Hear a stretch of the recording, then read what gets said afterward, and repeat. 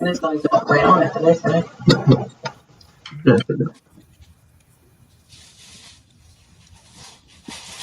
Just tap it. The Rabble? The blue.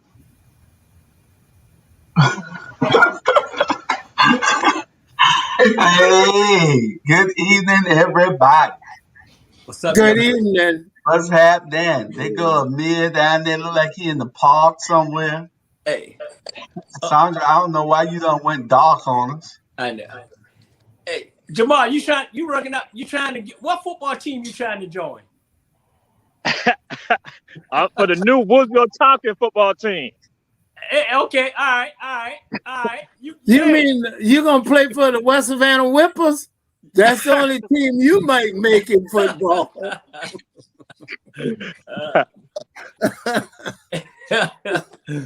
You ever heard of the Whippers? Oh yeah, we know about the Whippers. Julius was, if I'm not mistaken, third string. I'm That's serious. damn lie. I ain't never been third string. Damn lie. Don't be cursing at me. And if Meeks don't improve, she gonna be unemployed real soon. Hey,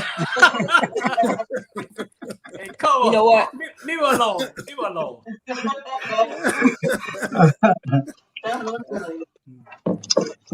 How y'all doing tonight?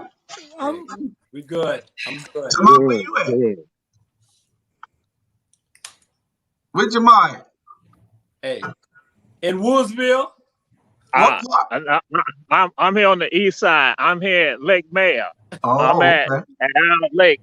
That's owned by our county. But then see, Charlie Brown noticed also this was part of that Brown's Farm area. Brown Farm. You wrong. You wrong for that. It used to be a dairy farm. I'm just saying. But you know, also it was the prison camp too. I'm just saying. The jail camp too. I'm just saying. Oh, yeah. You know, I heard rumors part of the Oglethorpe Mall was a part of the Brown Farm Corporation or whatever. Oh, really? Okay. Yeah. J.C. Lewis had owned part of that property too. Yeah. You know the family, Curtis Lewis family. Right. Mm-hmm. Yeah. Former Mayor Savannah and all that. So, yeah. Right. So yeah, we had the lake walking around. ATR just said something about life. Out there. Hey. That lake, that lake has some wonderful memories. Oh. This is not America After Dark. You can't be discussing that stuff. Hey, I'm just saying. You know what? This is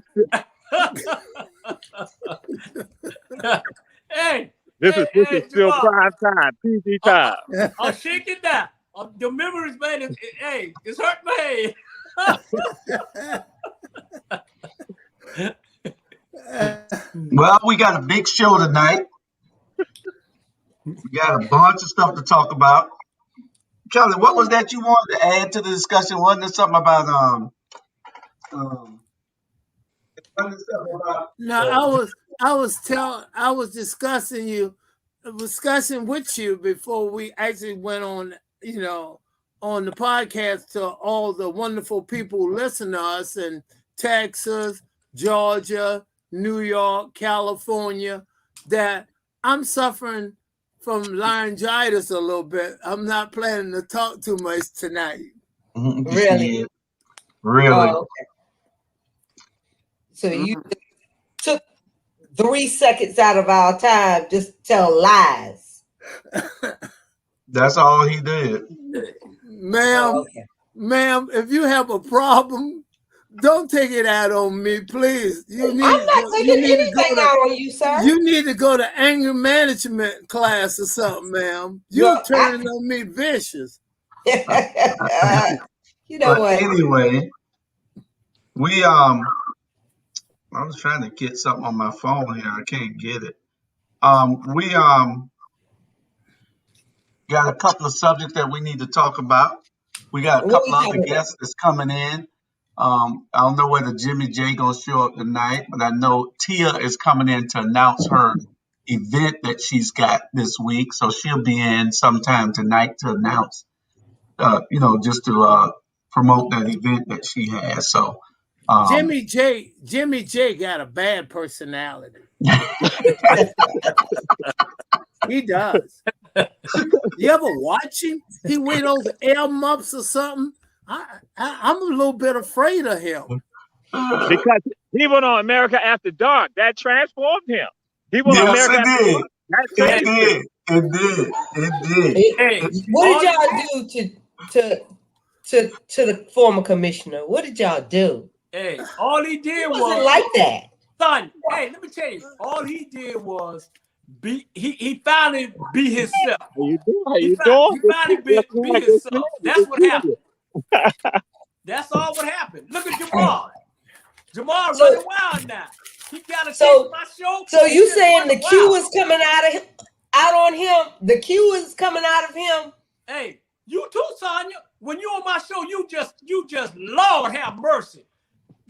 I'm me all the time. I'm me all the time. Hey, last time we was on the show, you were so quiet. I thought you were asleep. Well, hey, Jamal got his own episode on his own scene on it called Nut Juice. Nut Juice. That's it. I'm drinking a form of nut juice right now. And y'all want to have something real funny? I just figured out what nut juice might be. I'm a little bit slow. I was Googling it. It's my concoction. It's my own concoction. I got various concoctions for it. Various purposes. Yeah. You know where he got it from? He got it from that water right out near the lake there. It had a lot of nuts in it, trust me. Probably so. We go all over to get it. We get it from the lake, the pond, the river, the creek, the marsh, the ocean. We go wherever.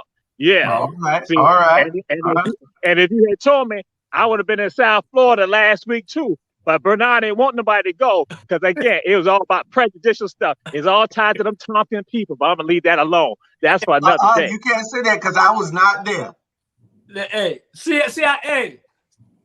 I got something for you Friday, Jamal. I got something for you Friday. We got one for you.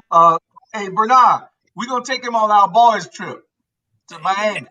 That's where he need to go. Yeah. That's where he need to go.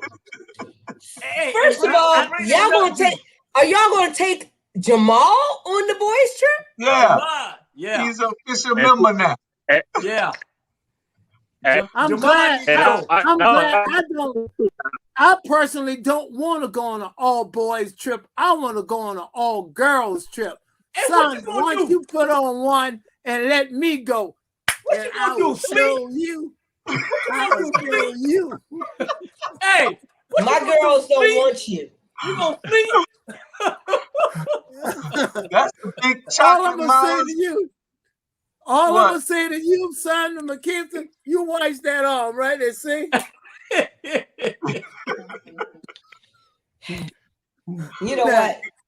This is not Savannah After Dark. So no, people don't know what I'm doing. I was showing Julius my hurt arm, Dad. I hurt my arm a little bit.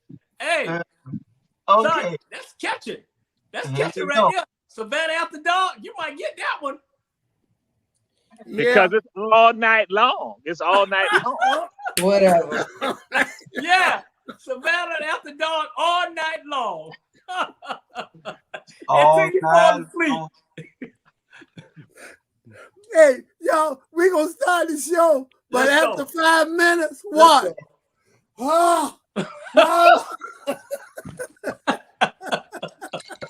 Julia, after 5 minutes.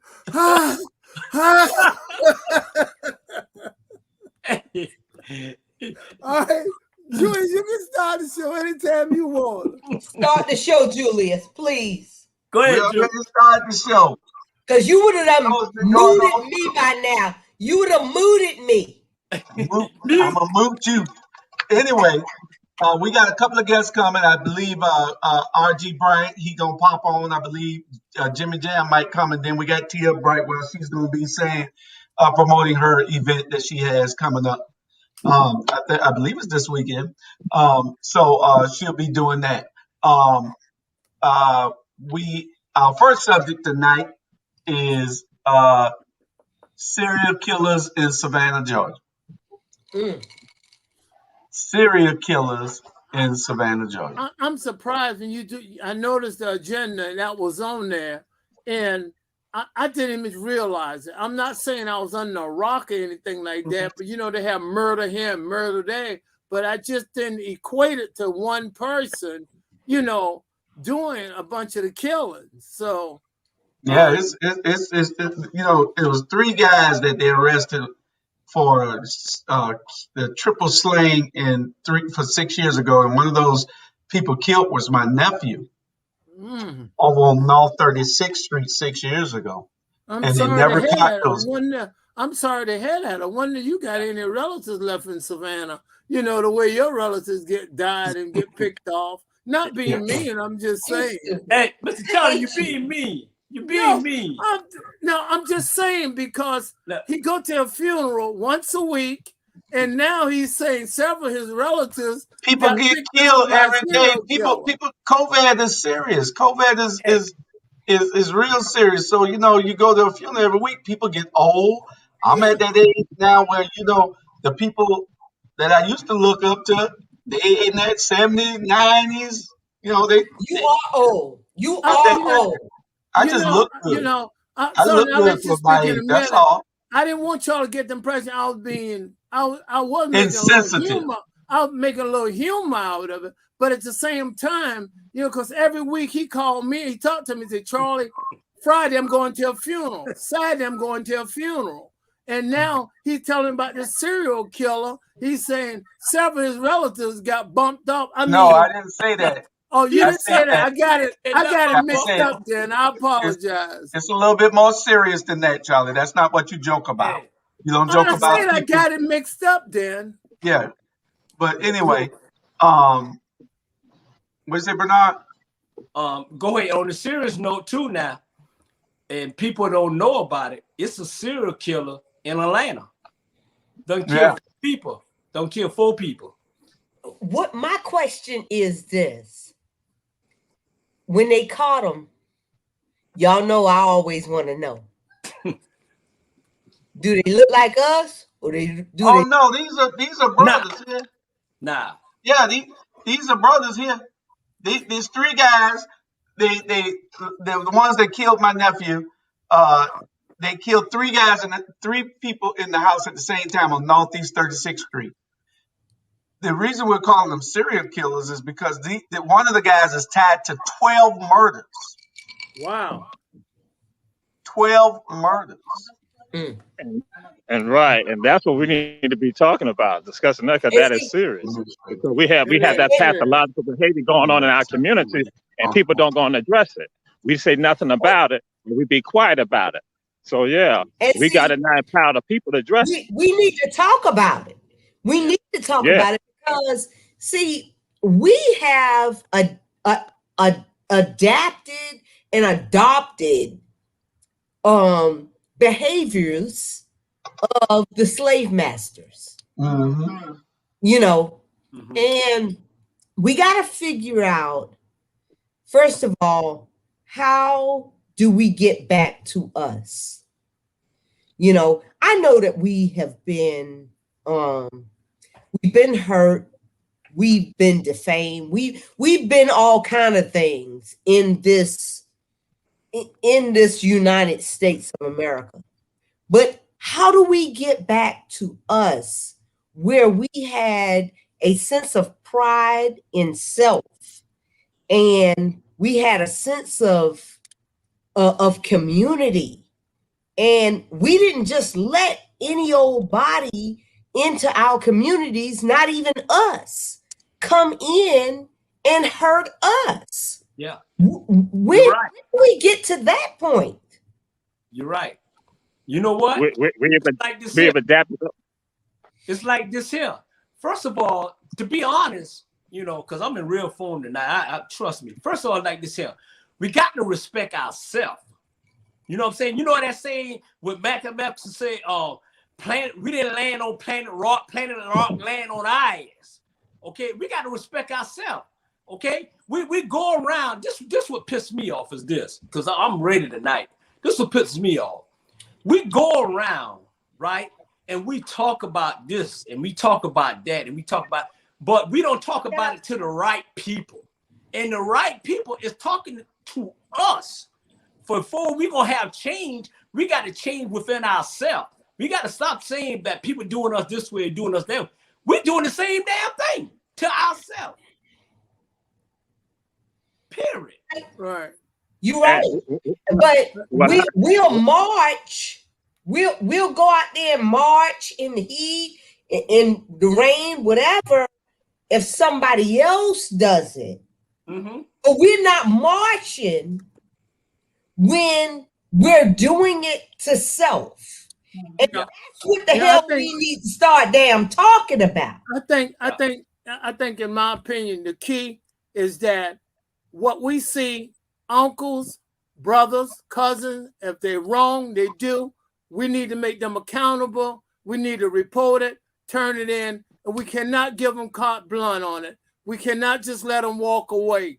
But sometimes it get real difficult because the whites have persecuted us when we was innocent a lot of times. And that's what we sometimes face. But at the same time, if we know what's going on, we must stop worrying about snitches get stitches. And we got to report this, because if you don't, it's going to continue to do what's happening now. We must make them accountable. Yeah. I want to throw a couple things out there, and we're correct in all of it. I'll say I agree with you all, and some other things. I tell folks we've accepted the mores and adapted to the mores of other people, not our own mores. And I ask this question to people at time and just throw it out there. I say, who controls the Black community? And a lot of time when I say this to Black folks, they're going to say that I said, no, the media controls the Black community. The media dictates to us how we function, and then it becomes a self-fulfilling prophecy, so people begin to buy into it. So we can have misguided Black folks who are now, from television to music to song to entertainment to athletics to politics, all that, they now begin to share things that are detrimental to us in general. And with regards to that being detrimental, we then begin to accept it. Then we treat it as if it's the norm. Just like when we use certain language that's derogatory to us, we go with it. When at one time, some of us were not embracing that, but we follow what the media says. So that's on one end. And so we adapt to them. And so just like Charlie, he's going out there, we now follow up. And then so that goes to Chandra saying that now being a creature has been created by people. But then also go to the two. When certain people don't respect your humanity, they don't throw it out there because now Julius called it a serial killers. Imagine if the public had been told this by the local law enforcement. If they had said it was a serial killer in Savannah, then guess what? Some people would have been out there saying, we need to look out for this person, look out for these people. But they don't value our own lives, so it didn't matter to us. See, so that's when, again, when it comes down to how do we respect ourselves with regards to your own police department didn't even treat it as if it's a serial killer. Because anytime it's happening, we just think it's just wanton violence. When I'm like saying, no, as Julius put it out there so correctly, this is systematic, done by some people. And guess what? Does Savannah Police Department or Chatham County Police Department say anything about it? No, they never said anything about it at all. So then it was just Black folks killing Black folks. So that's why I'm saying It's more than just us. We got a system that we got to address on all of this. That's correct. That's absolutely correct. You're right. When you kill 12 people, you are a serial killer. Bernard just said that they had one in Atlanta and he only killed 4 people, 3 or 4 people so far. These cats killed 9 together. Yeah. And one of them is responsible for 12. And the police know that he was doing it and couldn't arrest him. You know, this is made for TV. But now, I'm going to say this right here. If there had been Caucasians that were being killed like that, they would have said it was a serial killer. They would have been valuing their lives, and our lives don't get valued. That's why I'm saying, so Black folks, we don't value our lives, and we don't even hold the people accountable to value our lives also. So that's why now we get caught up into this trap. And I'm like saying, I don't put the blame on Black folks like that. I put it on the system also, that we all got to now come together and address it. We got to address them squarely about this. If it had been Caucasians, just like it goes back to Ricky Tibbetts, when that Caucasian gets killed over there in Ozzie Park, oh yeah, they put some pressure. But before, they weren't concerned about the bodies that were found in Tatumville, the bodies that were all over, that were Black bodies. So we got to now let people understand, Black life gotta matter, because we say the faddest phrases, but we don't believe it. We go along with whatever the fad is. I'm like, you gotta be real about this. Right. Boy, you better high five. You better. I got my wrong glasses on, so now I bam. Hey, touchdown. Jamal, touchdown. Yeah. Touchdown. Because I mean, when we were dying in the streets, when they were just finding our bodies here and there, even that young boy that was killed down there closer to Brunswick, Ahmad, about a year ago, you know, it was just like, if they would have never put pressure on the community, if they would have never put pressure, those 2 white men would have never been brought into justice, because everybody let their asses off, you know. But Yet and still, Ricky is sitting in there. You know, I mean, was what he did wrong? Yes. But they would have found a way had Ricky been Bobby to lessen his damn his sentence. What you say, Dr. Bryant? You're the criminalist on the panel. Huh? I'm not a criminalist. I thought that was your special. I think, hey, let me tell you something. Anytime you got brother Terrell on the line, I ain't got to talk. Brother Terrell lines it right up. He's exactly right. We don't do a good job as a community of one supporting one another. It's so interesting to me, and I'm going to back it up a little bit, Terrell, if I could. It's interesting to me that if we do well in our community, and this is an issue in Savannah, so if I step on toes, go to the doctor and get them fixed. But anyway. Hello. Go ahead. In Savannah, we got to get this crab in the barrel mentality. Don't leave now, Terrell. I'm trying to support you, bro. But we don't support our community well. What I mean by that is, you look at other ethnicities, races, however you want to define it, and they have generational wealth. They shop in their communities. They have strong customer service values. All of that. We will go support somebody else, a whole stranger, before we will support our own community. And God forbid I get something that you think you should have and you don't have it, or my blessing came from God a day before yours. You're going to make sure you don't support that and you don't celebrate that with me. We've got to get beyond that, folks. But as I said in another show, this is a result of slavery. It is a result of slavery. When the slave owner would, we talk about black fathers in the home. That's not something that just magically happened. This is what the slave masters do, remove black fathers from the home. And so this is a cyclical thing. So anyway, long story short is, if we don't learn to support one another, we will always be controlled by other races, ethnicities, by the media, by capitalism. How many beauty supply stores are owned by us? Think about it. But guess what? We'll shop them quickly. How many liquor stores are owned by us? I can't get to damn the unmute quick enough. But you see what I'm saying? But then hold on. But then we'll also let the media tell us something about somebody else. But God forbid one of us get in trouble. Oh, we all in then. Okay. We all in. Did you hear about such and such? Did you know what such and such did? Oh, we can celebrate the misery, but we can't celebrate the success. We got to start supporting ourselves, and that's why we got what we got now. And then my problem is that they can come set up shop in our communities, treat us like shit, and still get our money and still get all the grants, all the loans, all the everything, SBA, everything, but they tell us that, oh, well, y'all are not doing enough. No, we are not boycotting enough. It ain't that, Sean. It's this. Remember, let me back up. Let me tell you what Trump said. Let me tell you what Trump said, and it equates to this. Trump said, if I ever ran for president, it'll be a Republican because they're stupid enough to go with it. And that's the mentality that these other folks have. If I go set up shop in a black community, they're stupid enough to come shop with me. Hey, you know what? I'm a piggyback. I'm gonna bring it right back where it all started from. Y'all remember back in 1980? Probably back in 1980.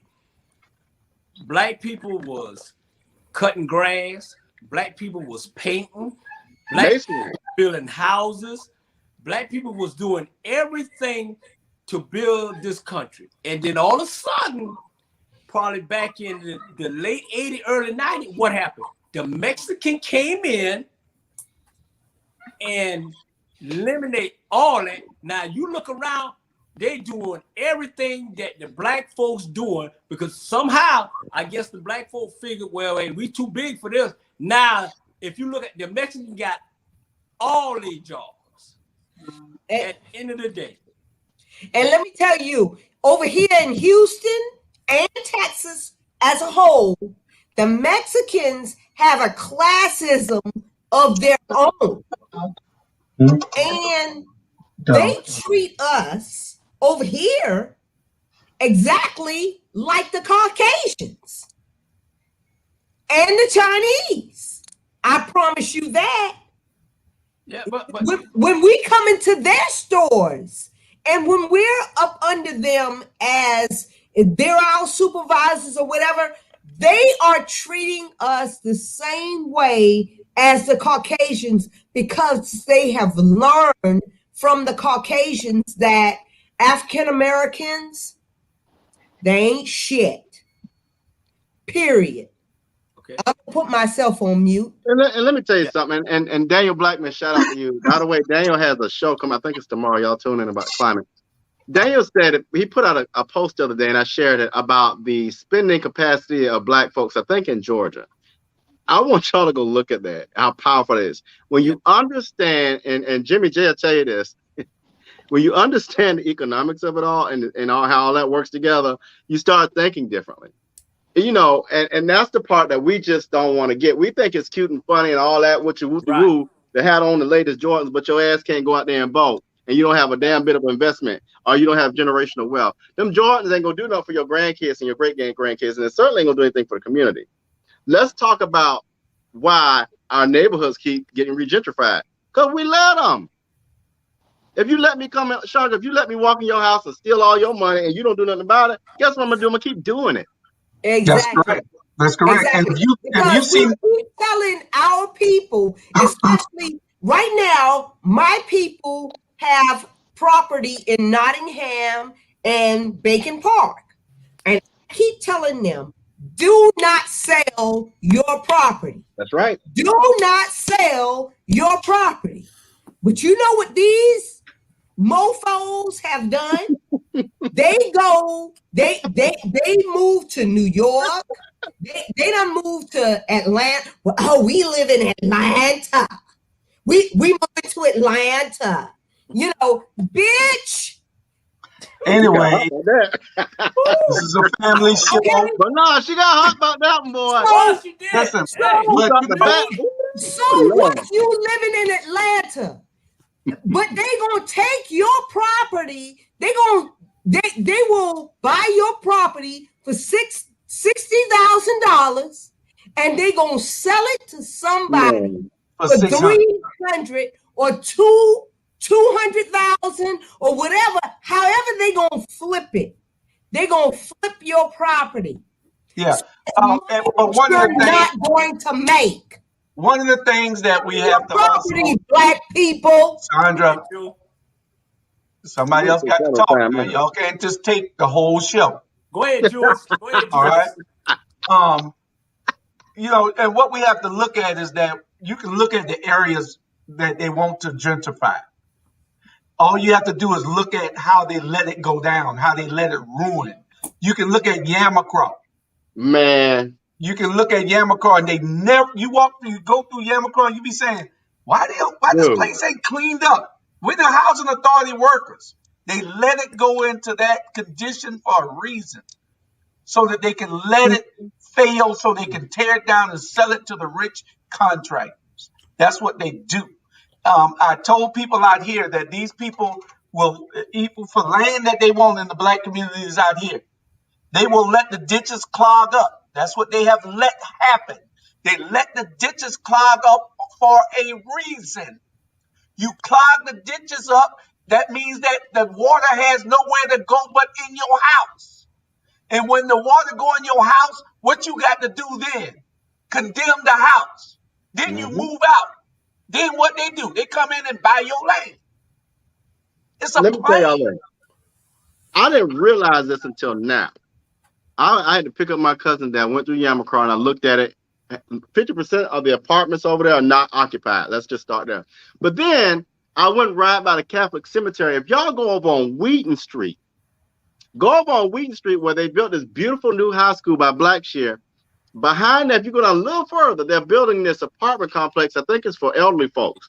They get ready to do all on Wheaton Street. Right. Look, everything north of the Truman Parkway. They getting ready to wipe that out. So if you on the east side, they're coming for you too. And if you look at it, if you look at politics, you look at power, it all equates to economics. I'm telling you, it is about economics. You got to know how the game is played, and you got to jump in and play it. Do not just sell your property, please, because it's about economics at the end of the day. You're right. You know what?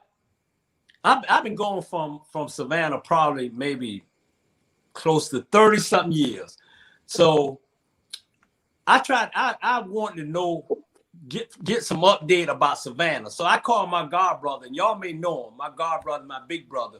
Y'all know Gregory Sanders? Yes. So Big Gray. Yeah, Big Gray. We call him Heavy. So I called him, right? And I tried to, wanted to get him on my show and everything, but I called him and we talked for 2 hours. And what he was telling me and what he broke down about just Savannah period, it blew me away. I'm telling you. And everything he said was real. It was the truth. Like, if you sit down and listen to him, man, everything we talking about right now is damn near on point what he was telling me. Economic, the way it's going to Savannah.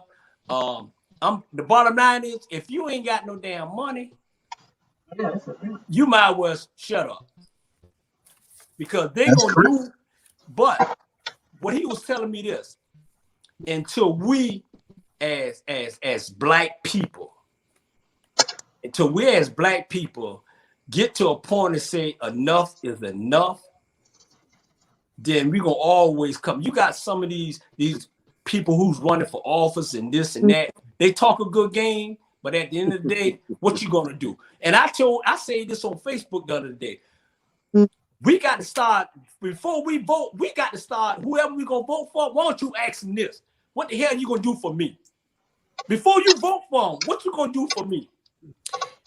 And wait for the non-lie. It's not about that. It's not about that. It's not about that. I'm about to talk about Therese Front, bro. It's like this. Let me give you an example. No, let me give you an example. If you're gonna elect somebody in a seat, when you know for the last 8 however years they haven't done a thing, why would you put them back in the game? Hello. That part, Julius.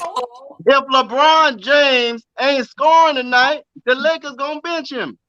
Right. So I don't know. The thing with Savannah going, and I love my people, I love my city, but we gotta stop with this mess about, I have to fuss with my dad about this all the time. Just because a person show up don't mean they good at what they doing. Right. They just showing up. Hello. Say it again. Say it again, Brian. Yeah. Say it again. You're right. Charlie Brown show up all the time. You see how he leaned back in his goddamn chair? Hey, you're right, man. You got a lot of people in Savannah, a lot of people everywhere, black people, man. They're just scared to talk. They're just scared to rattle. And one of the problems is they don't want to get the slave mentality. Slave mentality. The slave mentality. That is absolutely correct. They don't want to get involved. The old school don't like to rock the boat, and I can appreciate that. I'm a little different, but I can appreciate not wanting to rock the boat. Hey, man. Well, one of the reason I'm not really saying that other than economics, because you guys are talking a lot of interesting conversation. I've been speaking on that for the last 2 decades. Right. I've been burning and running and telling people how they should do it. I said, you got to create your own wealth. And I say, the banks are not going to give you a loan. So put money up a little bit and then reinvest that money. And the reason I didn't interrupt it, I just wanted you guys to express, because I'm getting a little older and I want to have a new voice out there. And I want you guys to step up to the plate. And I hope they listen to you, because I've done what I could do, and I'm going to continue to do what I need to do. But that's one of the reasons I'm not talking as much. Yeah. And you're right. Can you all hear me? Can y'all hear me? Yes, sir. All right. I want to just say this because I be hitting these spots. Regentrification happens because of certain things. One is tied to crime, that you will not go and talk about crime or take care of crime in communities that you want to have be regentrified. That's why you want to discuss about a serial killers in a community.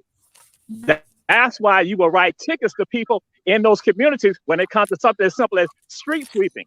But you will not do that in other neighborhoods. So now what happened? You ticket the poor people in those neighborhoods, so then that way now that causes a further economic burden on them.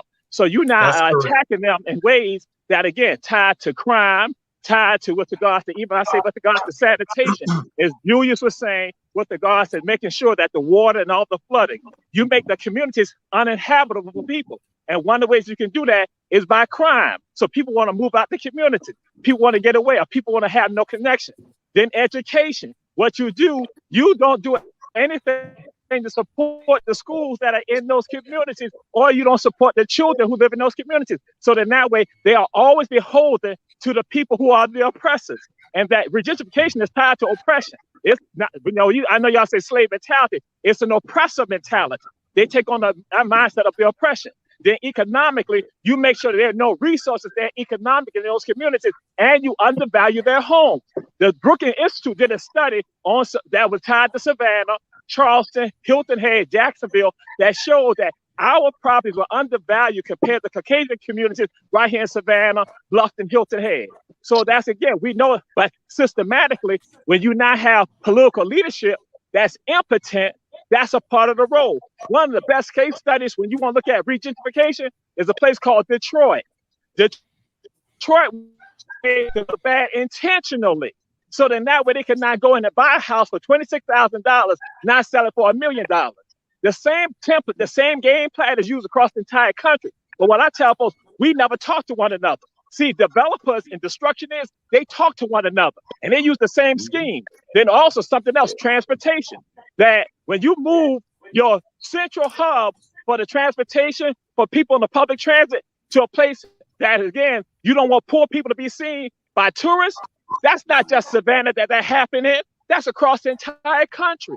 They do that. And so watch out, folks. And we even saying, Charlie Brown, you say 20 years, we've been saying this for 30 years to people, we got to be more astute. But when you don't feel beholden, when you feel beholden to other people, because these people are the ones that have taught you. So that's why, guess what? The old guard, you know who the old guard? Y'all are the old guard. We are the old guard. We are it, because we become that. The same thing was happening, not just this year right here. It happened 20 years ago. It happened 40 years ago. It happened 50 years ago. We now got to have a new mindset altogether. And that's got to be the leadership that got to stand up, because, again, we feel beholden to them. And so all that plays a role. So now somebody in Atlanta, New York, Detroit don't want to come back to Savannah and get the property, because we tell folks, you don't sell property, you lease property. But many of us, we want to ignore that because we are biased towards, because Jamal from the same place I'm from. And so guess what? I think that I'm not anything, so he's not anything either. So that's why I can go and take Jamal's life also. So it's a myriad of stuff. And guess what? That's the same. It's happening in Africa also. Right now in the African continent, you got Africans who are selling property to Europeans, Arabs, and Asians. So that's why I'm saying it's the mindset of the oppressors, the oppressors. And so oppressed people function just like that. And that regentification is, again, a system that we all got to attack. And we got to be ever vigilant about having our own politics, our own economics, our own education, and also demanding that we be treated fairly when it comes to policing and crime and in the legal system. I get in the mail at least 1 or 2, and sometimes as 3 people want to buy my property, buy my house. Exactly. They actually want to just take it and steal it. And they use terms like, we'll pay you cash, we'll do the closing. And also they state that if I want to stay in the house, I could stay in the house and they'll give me cash. So I turn to Miss Brown and I say, you know what's crazy as hell? I say they give me $30,000 or $40,000 for my property worth $100,000, and then I give it all back to them in rent. Then they put me out my own house. Okay. But didn't that happen in Frogtown? Did that not happen in Frogtown where Yes, it they did. went in, bought the property, and then said to the people, you ain't got to pay no rent. Everybody think, oh, that's cool. That's great. And then guess what they did? They didn't sell it to the Board of Education. That's why I'm saying here go. People knew what time it was. It didn't tell us anything. Oh, I need to share this. In 2004, Step Up Savannah did a report on regentrification in the city of Savannah. And here go our leadership, that the city council, they said nothing to us about it. And they named all of the neighborhoods that was being that they're seeking about regentrification. And they didn't just do it for the neighborhoods. They also talk about the commercial places too. The commercial street, Augusta Avenue, West Broad Street, Waters Avenue, East Broad, Broughton Street. They named it. And guess what? Our leadership that looked just like us, the old guard who we are, they never said anything to none of us about it. Right. And I got the report, and I've been sharing it with people. I'm like saying, and some of the names on that report are still around here right now today. Yep. That's something. Still influences. Bernard. Hey, but you know what? If you look at this, the black people, they raise their kids to want to be Michael Jordan, Magic Johnson, Gail Sayre. The white folks raised their kids to be Bill Gates, Donald Trump. You know what I'm saying? That's what they raised their kids to be the next. Let's take over. They show them how to make money. They show them what's going to last. 9 out of 10. How many kids gonna be making the NBA? How many kids gonna be making the NFL? Change your mindset. Turn your kids. Be a doctor. Be a Bernard. That's true, because I remember my wife telling me a story about they were at a basketball game and they were playing. The Savannah High was playing. The kids played for Savannah High, and so she was at the basketball game watching the kids play, and the cheerleader started saying, "Look at the score! Look at the score! Look at the score!" And then the other cheerleader started saying, because they were beating them by 50 points. Savannah was beating a small little white school by 50 points, and then they started hollering back over to the Savannah High students saying, "You will work for us. You will work for us. Wow. You will work for us." Wow. Yeah. Wow. That's deep. That's the mentality. That's deep. And what you that, just said, Bernard. That is deep.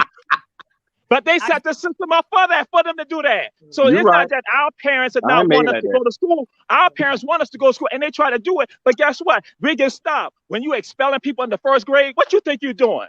You expelling children in the first grade, the third grade? You setting up the defeat for them. So I'm like saying, no, that's not black parents not saying no. That's the Michael Jordan. I'm not talking Bernard, but that's not true. In the case with the guard, they set it up to make sure that little Jimmy Hershowitz will not get suspended from school. Look at Savannah Arts Academy. Savannah Arts Academy, if you cause a problem over there, they make sure they get you out of there, but they're going to talk about how great their scores are. Because again, the so-called problem children, they put out. They suspend our children, so that sets up the pathway for that. That's what is going on. They systematically are doing this for them and coming. Now, I'm going to say this right here. And a bunch of them got doggone people, they get home scholarship. The same one say, you going to work for us, they get home scholarship. But where does the money from home scholarship come from? Disproportionately for poor people who play the lottery. That's and they don't do nothing for them. And we don't even address that with them. So I'm like saying, wait a minute. So your children, you become an attorney, you become a doctor, you become a school teacher, you become all of that. But our children, you didn't put them in jail. So guess what? You know what this remind me? You know what this conversation remind me of is a great writer, a great individual named Carter G. Woodson. He said the miseducation of the black people. And we was learning and training to be the wrong thing instead of the staple item, bricklayers, carpenters, and things of that nature. I guess all you guys done heard of him before, right? Oh yeah, and it's the truth. Yeah. Yeah. But let me add it to Ray's piece. Go ahead. One of the things we got to stop doing too, and I'm not, call me what you want, I'm gonna say it. Stop letting white people tell you about your children. 90% of our black children are much more smarter than their peers. Yes, They're just that's right. not challenged. So Right. if a teacher comes and talking about your child's a behavior problem, don't buy that Ritalin.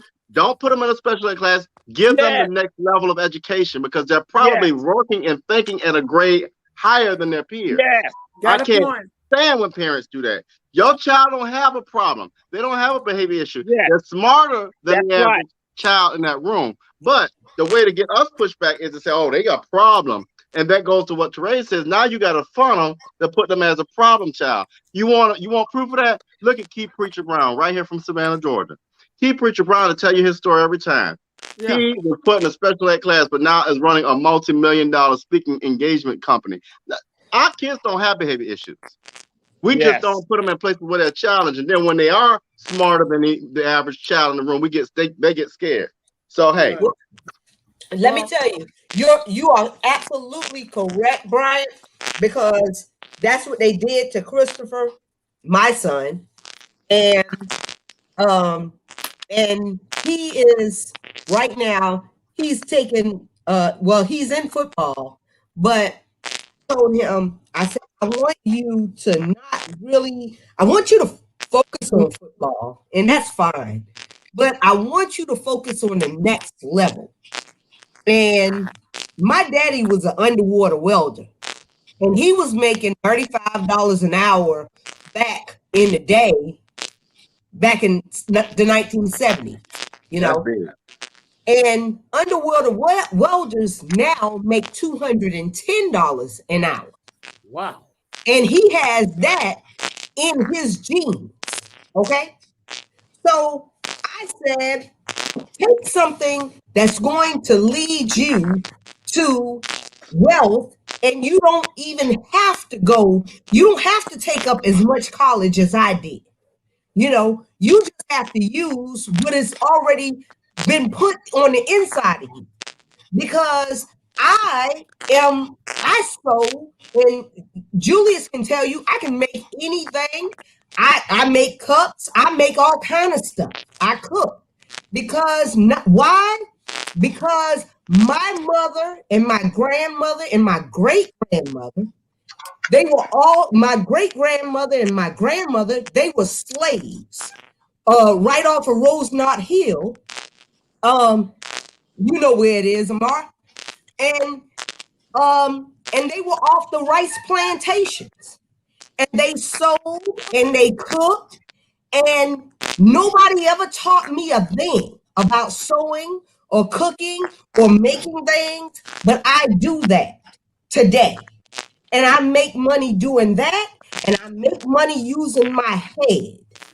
So my son already has it in him, and he's in a welding class right now. He changed his little major last year to being in a welding class. So by the time he gets out of high school here in Texas, he'll have his little certification in welding, and he can go right on the ports here and be an underwater welder.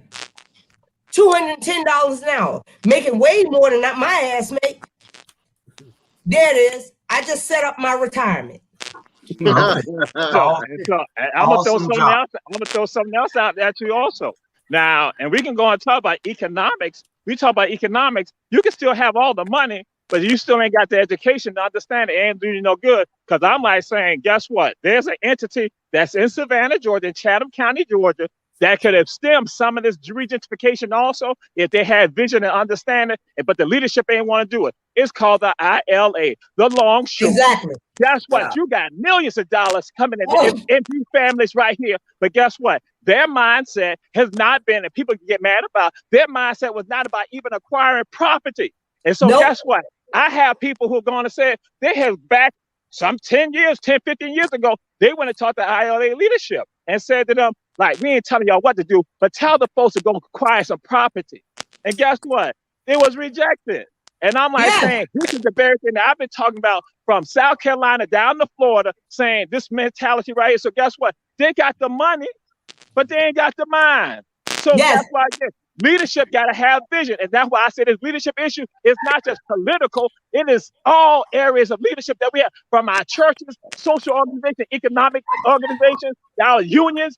Guess what? When you got ineffective leadership, that old school, they cause problems for us. Torrey, The old school causes problems for us. And we are the old school. Torrey, I was going out to the presidents of the ILA and telling them, talk to your people about doing more than buying cars and rims, you know, and coming together and cars, rims, and ass. That's it. You know, now and tell them to build businesses together. But you know, but you know, you need one of those things to get up the next morning. You need one of those things to motivate you to go to work. You know, we're gonna talk about that Friday night, ain't it, Bernard? It's processes that we are all guilty of in our community because we are not in the same mindset that we should be in. We're not on the same roads. We're not traveling the same roads. We're not on the same thought pattern. I remember back in the day, and it goes back to what Dr. Torrey was saying earlier, when we make it a burden on ourselves. And when I was a police officer back in the day, when Sergeant John White taught me something, if you ever look over the last 10 years I was on the police department, I probably have the lowest arrest rate for 10 years for anybody ever been on there. Because he told me it was something that I was supposed to do. That is Sergeant John White. He's still living today. He said, you are here to protect and to serve. You are not here to arrest and to cite unless you have to. He said, because you cause an undue burden on somebody that's already burdened. And when they can't pay, if they have to pay a fine that you just gave them, then how they gonna pay their light bill? That's true. Yeah. You know, John White was a bad boy. He was, but they came up from the old school and they knew that you wasn't supposed to put this type of burden on somebody. If I put you in jail back then, you needed to go. Yeah. I didn't put people in there. I remember times it was times, and it was not only just black people. It was black and white people. If I could get around not putting you in jail, you didn't go. Yeah. Yeah. You know, I remember having a guy at B Road in Victor Drive, dead drunk, foot on the brake, dead drunk when I pull up by him. He wouldn't move. That guy saw me 2 or 3 years later and just thanked me, and just kept thanking me. I didn't take him to jail. I parked his car and made him call a cab, and he went home. Yeah. I made him, but he parked right there, Dapper Park, got in the cab and went home. Yeah. You could put Bernard Brown in jail. He wasn't a danger right there. Put who in? Should put Bernard Brown in jail. What he did to Ronald Wilson over in Garden City. Hey. Yeah, that was on the football field, and he was on our turf. So that's right. That's right. Hey, but you know what? Show you don't come over there playing with us. That's it. You was right there in West Savannah, but you shouldn't have been there. Hey, but you know what? I'm gonna say something, right? I'm gonna tell y'all something right now, and I know I'm gonna get some slack on it, and I know people are gonna get mad, but I'm gonna say it anyway. Because the environment that I've been in for the last 24 years, and that's a sports environment. Back in the days, and y'all know if you play, back in the days, it was black girls, they will be around, watching us and praying and say, oh, he gonna be my boyfriend. Oh, he gonna be my boyfriend. Oh yeah, he gonna be my boyfriend. Way back from 80 on now. All of a sudden now, it started changing. Instead of little black girls say, that's gonna be my boyfriend, the white girl say, That gonna be my boyfriend. They pick up the game. They know who gonna make it. They know, and that they teach them. They started teaching them that. And that's the truth. They started teaching them that. Now the little white girl said, oh, he gonna be my boyfriend. They catch their ass in kindergarten, middle school. I guarantee you, the 2021 NBA draft. Oh, listen now, the 2021 NBA draft, over 30 guys that got drafted was biracial kids. That's true. Biracial kids now. They picked up the game from the sisters and ran away with it. Period. That's what's going on around sports world now. When I was in Orlando, Florida, I swear this the truth. I have never seen that many biracial kids, family in my life. And they took something. That's what they do to black people. They take what you give them, and we give it to them, and they run with it. The sports world, the singing world, all that. Period. Yeah, they've been stealing our culture forever. Forever. So my question is this to y'all: when we gonna have what we need to do to stop this shit? Because that's what's happening. And instead of we taking Susan, the black Susan, and love her and take care of her because we made it, we take little Alice, the little white girl, and their family making it, and they living off some shit. Come on. I'm telling that kid, if I'm getting the slack for it, then so be it. I say what I want to say. No, you're telling it the way it is. And we have been all of a sudden those economic wealth and stuff where to go to the black community are going back to the white community where it's coming from. Yeah. Okay, y'all, we got Tia Brightwell on. Hey, Tia.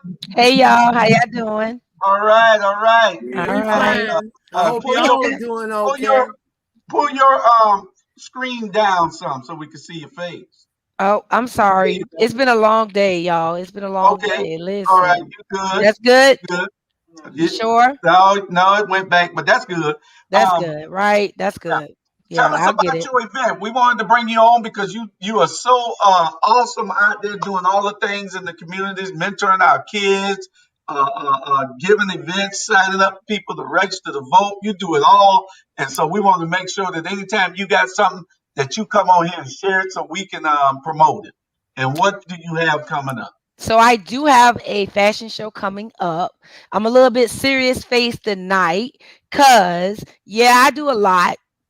But that don't mean nothing. At the end of the day, if we ain't got power, and that's what we lack right now is power. Power. Power. So when I first started working for this particular call center, it is a virtual call center. That's why I decided to wear my headset tonight. I used to service Carnival Cruise. We know Carnival Cruise makes billions of dollars off of all of us because we go on cruise. The call center is based out of Florida. It is called arise.com. I've been able to hire 15 agents on my platform as a CEO over the pandemic. That means I want to add another 15 after this fashion show on Sunday.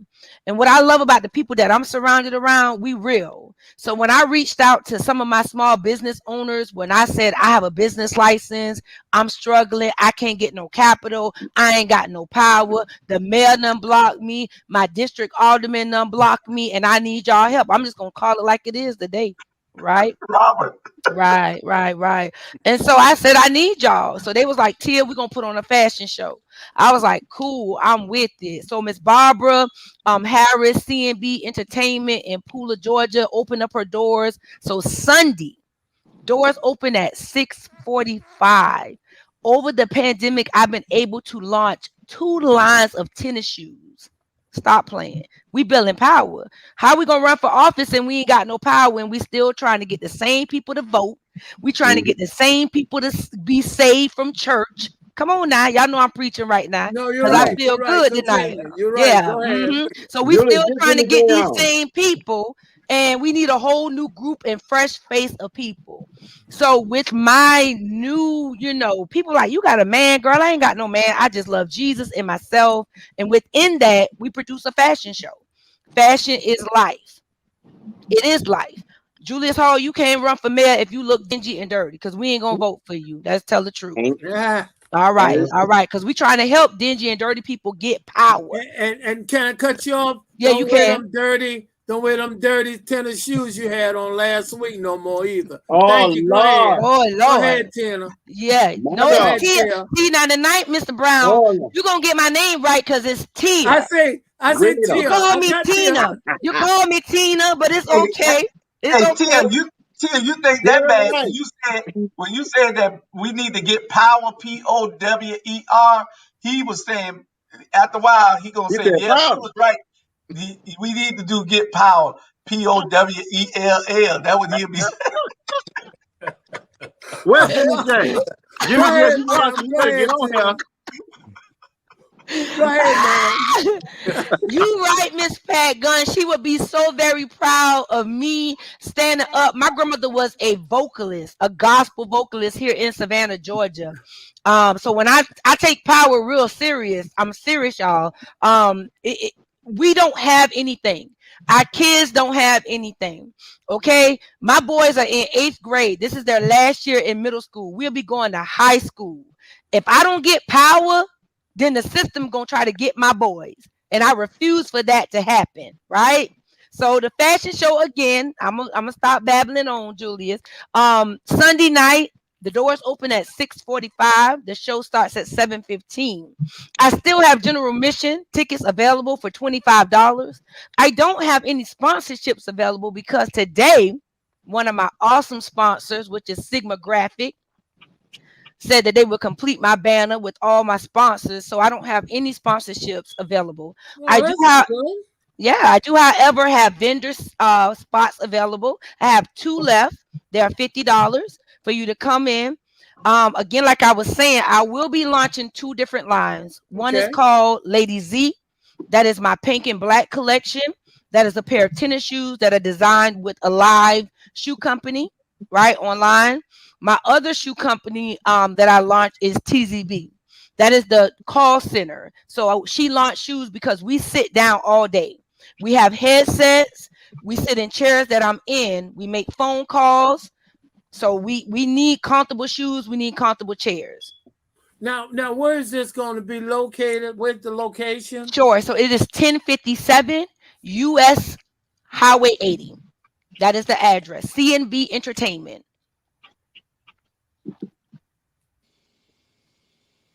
1057.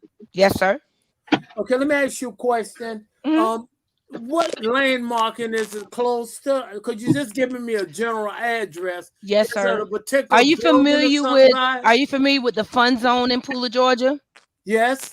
After you pass it on your left, it'll be off on your right. The multi-purpose place will be off on your right. I got you. So it's near the Fun Zone in on Pooler, the right hand side. Yes, sir.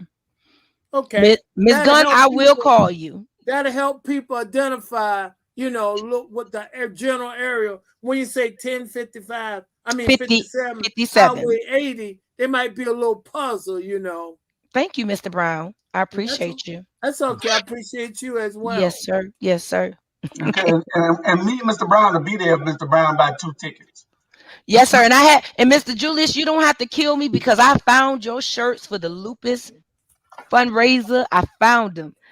They was packed down, and I don't want you to kill me. I'm gonna make sure I have them. No problem. I got it. I'll get them next time I see you, baby. Yes, sir. Yes, sir. Yes, sir. So we will support her. Put it in the private chat over there before you leave.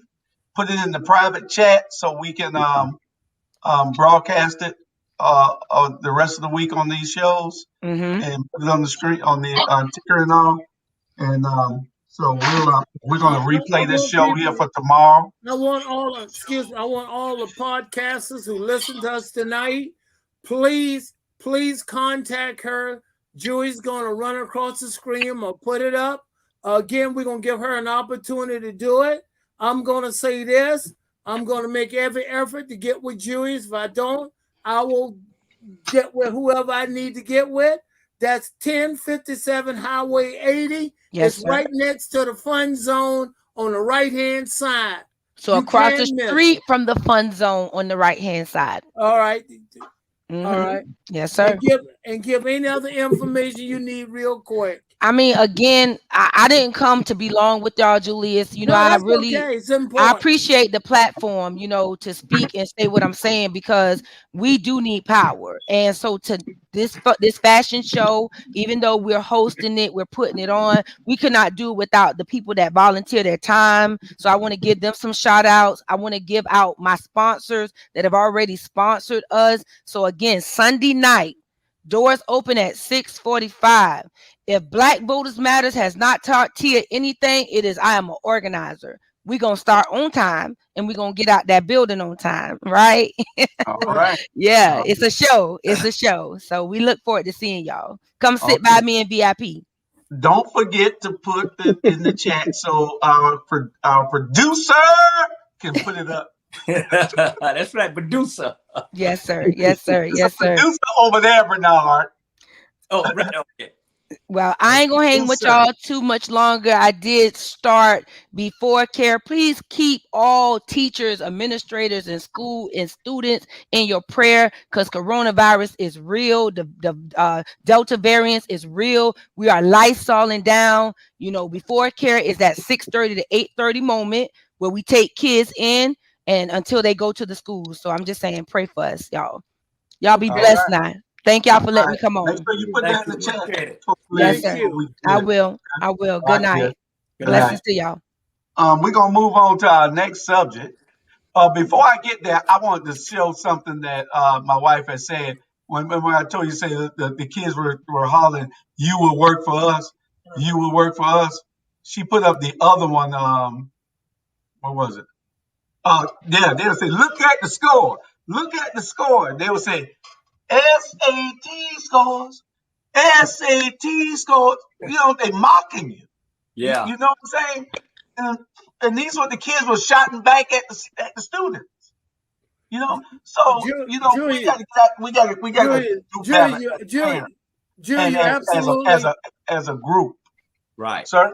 You're absolutely right, because what white people do, and I say it the way I'm saying it, they teach their kids to be aggressive, and they want our kids to be obedient, and that ain't the way it should be. We want to teach our kids to be aggressive as well, saying Correct. you can do and achieve as well. I be damn if we gonna be obedient and they be aggressive. No, it's not gonna work no more. It's a new day. Hey, our children can't be aggressive. When our children are aggressive, then they're viewed as being criminals, and then they're put out the school system. So that's why now and you're absolutely right. I understand that. This is what we have to stand up, become a lobbyist, a voice for them, to let them know you cannot do this. Because like you say, look at the SAT scores and all that, because their kids, they want them to be aggressive. Yeah. Let me clear something up to the audience. Let me clear something up to the audience. Let me clear something up to our followers. And if everybody that's on this panel right now, we just discussing what's in our heart. We love everybody. I don't care what color you is. We love everybody. Okay. It's not about the white, black, green, or whatever what we talk about. What we talking about is what we live and how we grow up. So I don't want nobody to take it the wrong way that we prejudice and we talking about the white folk. No, we talking about the system that we grew up in and how we can make the system better. That's what we talking about. So we don't want nobody to take it the wrong way at the end of the day, because you got some people will take it the wrong way. Mr. Brown, I want to thank you for sharing that. I'm gonna give you Doc. Mr. Brown, want to share something with you. I'm not making this up. Miss Brown and I was in, when my daughter Shari's was a young girl, we was in a doctor office, and this white kid, he happened to be white, was going around taking books and ripping things up and throw it away. and another little black boy got up to do the same. His mama say, "No, stop it, sit down," and she taught him to be obedient. And the little young white person had the freedom to be very aggressive, so he took control. So as I guess the years went on, he said, "I'm in power." And I went to an integrated school. I was a co-captain with a white player. I'll never get this. We are supposed to be best friends. The referee made a call and he said, "I need a captain. I was going and he was going. And guess what he said to me? I'll never forget to this day. He said, "This is important. I'll make that decision." And he went and did it. That happened to me. Yeah. Because he was taught to be aggressive and I was taught to be more or less obedient. Now, what you saying, Dr. Jamal? Go ahead, Well, Jamal. I was going to say to Brother Bernard, when he was talking to the people out there, I'm saying to anyone who want to go and say folks on the Rabble were certain things, I tell folks just like this. I tell people, you can never run to me about propaganda. That's called propaganda. Now, some people might want to embellish and run with propaganda, but with me, you can't go and say nothing about that propaganda to me. And I tell folks, black folks got to understand when they're doing propaganda. When propaganda comes to you, you smite it on his face because it's lies. And so, again, what people are saying, what anyone has said here is based on facts. You cannot deny it. You cannot put your head in the ground like an ostrich and try to ignore the truth, because then that's what comes into play. You didn't make policies that are not sitting on truth. So I'm throwing that out there. I'm taking it to another notch. And if somebody get mad with me, I don't care, because anybody tell you when I speak, I'm giving you the truth. Yeah. You might not like it, but you got to respect it if you are sincere, you're honest. See, propagandists don't like that. So if you don't like what I'm saying, then I'm saying to you straight up, you are a propagandist. And guess what? And I will come after you, because again, I am told, Wakil Dal Haq, truth has arrived and falsehood must perish. Falsehood by its very nature is bound to perish. So that's why I do what I do. So I tell my folks, we don't never apologize for the truth. Never, ever apologize for the truth. If they don't like it, then guess what? They're telling you that they're tied to the devil. Yeah, that's correct. And run and tell that. And run and tell that. That's what I'm talking about. Run and tell that. Because you hey, did y'all see Run and Tell That tonight? Y'all look, if you didn't see Run Tell That tonight, you need to go back and watch it. It's a great episode tonight. Go back and watch it. I'm going to replay it for tomorrow at 5. And this show here will probably be replayed at 6 tomorrow. But go back and watch Run Tell That. So we talk about erectile dysfunction. And it's not just tied to the person, but it's tied to society. Because some of y'all got erectile dysfunction. Some of y'all got erectile dysfunction to stand up for the truth. That's why I say no. I stand up for the truth. Yeah. Yeah, that's right. Go back and watch the show. You get the full understanding of what he was talking about. Jesus. Boy, that's some strong nut juice. All right, we on our second subject. This ain't Friday night, man. I know it. Hey, Governor Trump is 105 medical guardsmen. Y'all nasty, man. Y'all know they need to quit. They need to quit Dr. Brain and stiffen up. Because there's no need ways for that. to one, see. Hey, right. But you just said we can't go buy no ass. Huh? You just said we ain't allowed to buy no ass, though. But I'm just saying. Tips in 105. Y'all get me in trouble. Daddy gonna come in and put me in his damn house. To Savannah and Brunswick. 105 medical national guardsmen to Brunswick and Savannah. But he but he don't want the kids to mask up. But he will send somebody in. He don't mind them getting sick, so he'll send in some help. What kind of shit is this? And Walker are both idiots. Let's start there. The truth will set you free.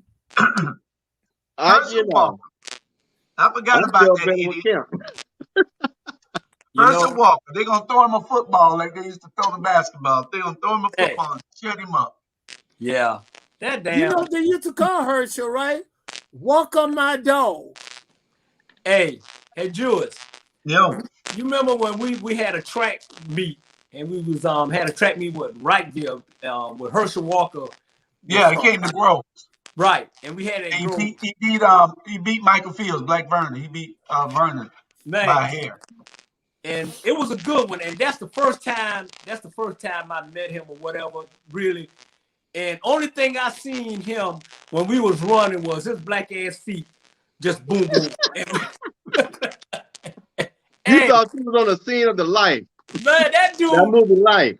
Ooh, that dude was a bad boy. Now, only thing we seen of him now, instead of we looking at his feet, we looking at the whole Herschel Walker. I don't know what happened to this brother, but he need to run and tell that shit and go.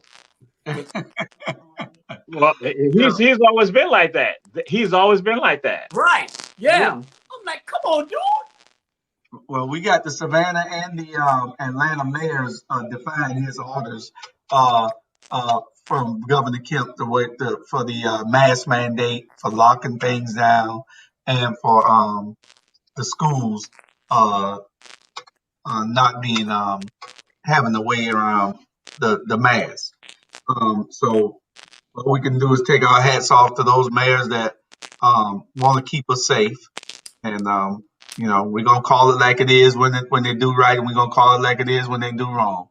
Yeah. Well, here's my thing for Governor Kemp. Okay. His children have privilege. And I know our good friends, some people don't believe in privilege, but you're a governor. So your child can walk into on the University of Georgia campus where she just graduated from, and by means of just the name Kemp, she ain't gonna fail no class. And I'm saying all it to say, if your child ain't in elementary school, and your child ain't in K-12, and your child go to public schools, which yours probably didn't, then stay the hell out of that damn business. I get so tired of people got so much to say when your family members and your children and your wife and your husband, your partner, they're not in that situation. So why are you talking about it? Why are you making policy that's impacting those people? And so for Governor Kemp, I just want him to have enough nuts to realize when his input is needed and when it's not. Right. I think you need some nut juice. You need nut juice. No. You just need some nuts. Thank you, brother Teray. They don't know how to act. I didn't do that. Be more like Teray. Y'all don't know how to behave. Right, I didn't put that up there. See my hands right here. You better talk to the producer. Next subject. Next case. But anyway, our next subject is what do we do about the rising COVID-19 numbers? And I'm going to tell a story. I got a good friend that's on the ventilator in Atlanta, Georgia, right now in the hospital. And when you don't take the vaccine and then you test positive, you have to wait till you test negative before you take the vaccine.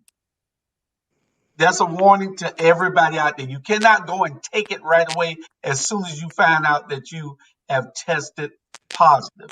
It creates a hurricane inside you that messes you up. It's a reverse reaction. You can't take it while you have it. You got to take the vaccine while you don't have it. And so I'm praying for my a good friend in Atlanta, Georgia, and on the ventilator in Atlanta in the hospital. So that was just one of the things I wanted to say about that. You make sure if you test positive, don't go trying to take it then. Just ride it out until it leaves your body. Well, and here's a real thing, y'all. And I've heard this from a number of people. Just imagine this morning you woke up and you going to work or your daily routine, or your child's going off to school, or your spouse is going off. And the end of that day, you realize somebody's ill. Tomorrow, they're on a ventilator. By Friday, they're dead because you didn't want to take a shot, or because you have this theory, or because you didn't want to wear a mask. It's just that real. And to think of people that what gets me is, let me go a little deeper with it. The evangelicals, the GOP, the Republicans, y'all so much about worrying about Afghanistan. You so much worried about what not to do and trying to hurt Biden. Think about your neighbor, because since you want to quote scripture to me, the scripture says love thy neighbor. So don't come at me with scripture when you want to make it work for you. Start thinking about now, because the reality of it is you can be found right now by Friday. You could be in a box because of your idiotic beliefs. You're right. Well, Right. some people gonna take it, and some people are gonna weather the storm. And then they'll say that even a friend of mine got it, and then he caught it. Well, you're gonna catch it because it doesn't say that it's gonna prevent it. It's just gonna prevent your symptoms from being as severe as they should be. But to each his own. If you're healthy enough that you don't need to take it, then all hats off to you. If you're healthy, but it does attack people with certain gene makeups, with certain DNA. So I thought that's what it was at first, something to just attack people with certain gene makeups. But if you don't take it, just be careful. Wear a mask. Be careful because we don't want you to be affected by it. And I take my hat off to anybody that's bold enough to try it. So, And then the people who 80%, 90% of people who have the new COVID cases going on are people who are not vaccinated. And people think like what you're saying, Brother Julius, when they try to go and say, well, somebody else, they're vaccinated, they got it. But guess what? Their symptoms have been more subdued than with regards to some other folks. And so, but the ones who are dying are predominantly the ones who were not vaccinated. So, and you can come up with all the rationales, all the excuses, and all the reasons, all the sickness, or listen to the propaganda of other people. And see, that's why, again, here go Black folks following the propaganda from other folks. We understand about, again, the historical context and the medical apartheid. We understand that. But that was something different when we try to address some of it. So what we got to understand, like, hey, listen, you are not vaccinated. So guess what? You need to take all the precautions not to cause problems for my family members. You need to do all the issues, do all the things. Again, like Robert said, love thy neighbor instead of following the insanity and the propaganda of the folks. Yeah, and we get anybody on it. I'm sorry. I gotta say, I get so sick of the Republicans. How the hell you gonna sit here and be against socialism and all this, but all of a sudden y'all want to do socialism with Afghanistan? Where is all that belief and that support now when we got a crisis in America? Where was all that belief when Ahmaud Arbery was getting killed and black folk getting murdered every day? I just want to give a shout out to our good GOP friends, especially those who want to identify as GOP and black. Y'all help me understand it. Shit. Facts. Man, this is, what got me? What got me when JoJo, I call him JoJo, I guess he had his 6 months with View. Be honest, I didn't even look at it, man. In Washington, it's chaos. Just like this coronavirus is just no facts, it's just chaos. And sometimes, man, you get to a point. No, I'm speaking for myself. I get to a point where I would go in my house, shut my damn door, cut the TV off, and just be me. I just get tired of all this shit. You know what I'm saying? That's just my opinion. That's what I do. Everybody can do what they want to do, but this is what I do. I don't want to hear that shit. I don't want to hear the news. I don't want to do nothing. Just leave me alone. I put my phone on do not disturb. Sometimes you need to reset and get some time to yourself. Just reset, because it'll make you frustrated. You know what I'm saying? So like I said, this is what I do. Everybody can do it different. Came here, shut my damn door, mute, and reset and get ready for tomorrow.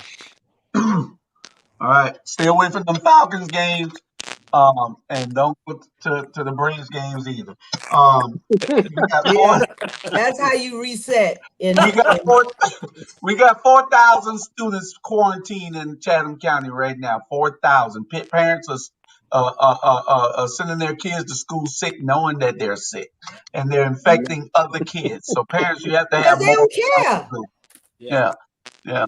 We got to do better. We have to do better. Stop sending your kids to school, Karen. Yeah. Boy, let me tell y'all, I had a woman named Karen at my job today acting like a damn Karen. And I was 2 shakes away from damn telling her to shut the fuck up. That was You the only one on here cussing tonight. Well, I'm just telling y'all about my day. Y'all don't want to hear about it? But no, I got her doing all that cussing. That ain't godly. That ain't godly at all. America after dark That is ain't godly. Yeah.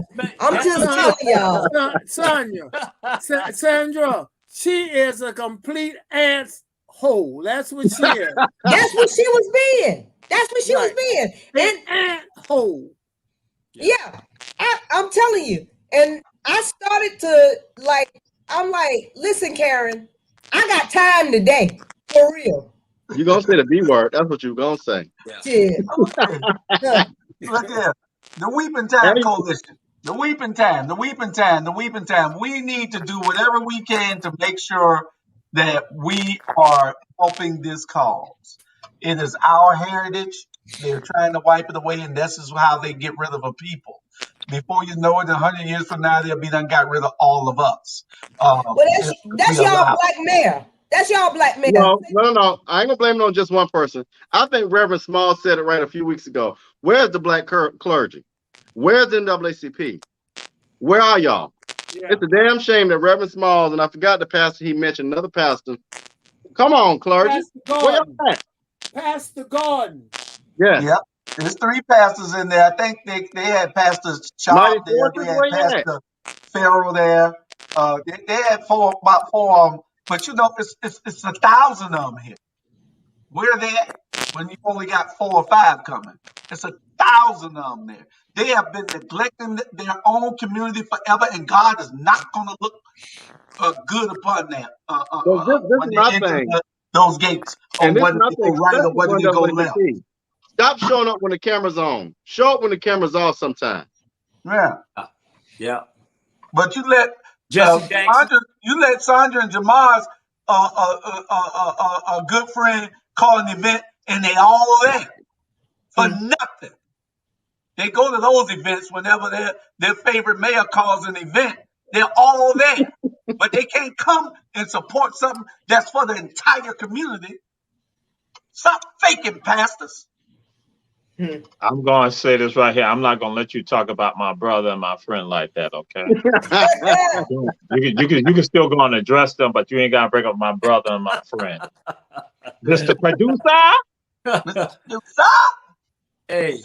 That's you and Sandra. Y'all went to school with Bernard. That's right. Oh, Lord, not them two. I bet you that teacher ain't get a word in. Chandra Teray? Oh, hell no. There wasn't no learning going on there. You know what? Listen. I was not in classes with Terrell. Where y'all went? Savannah High?